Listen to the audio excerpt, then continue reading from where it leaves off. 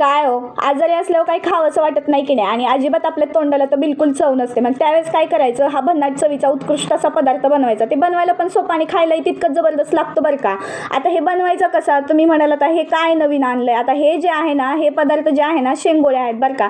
मी लहान असताना माझी आजी मला नेहमी करून द्यायची. ही माझ्या तोंडाला ज्यावेळेस चव नसायची ना, त्यावेळेस माझी आजी ही पदार्थ मला नेहमीच करून द्यायची. मग आता काय झालं, नवरा खूप आजारी होते आणि त्यांच्या तोंडाला बिलकुल चव नव्हती माहितीये. मग त्यांना ना काहीतरी म्हणजे असं वेगळं चटकदार खावंसं वाटत होतं. मग म्हटलं थांबा हो, शेंगोळे खा, म्हणजे तुमच्या तोंडाला नक्कीच चव येईल. बघा ना तुम्ही, फरक जाणवेल तुम्हाला लगेच. माझी आजी तर मला नेहमी करून द्यायची हो म्हटलं. मग ते म्हटले बरं बनव तरी, कसे बनवतेस ते बघूयात. मग त्यांच्यासाठी मी मस्तपैकी शेंगोळे बनवते इथे. शेंगोळे जे आहेत मिक्स पिठाचे बनवले. ज्वारीचं, गव्हाचं आणि डाळीचं पीठ टाकून छानपैकी ओवा, जिरे, लसूण, मीठ टाकून खलबत्त्यामध्ये कुटून पीठ मळून घेतलं. नंतर जिरे, मोहरी, नंतर त्यामध्ये थोडंसं तिखट टाकून फोडणी दिली. उकळी आल्यावर शेंगोळे सोडून दिले. तयार होतात मस्त असे शेंगोळे शिजून.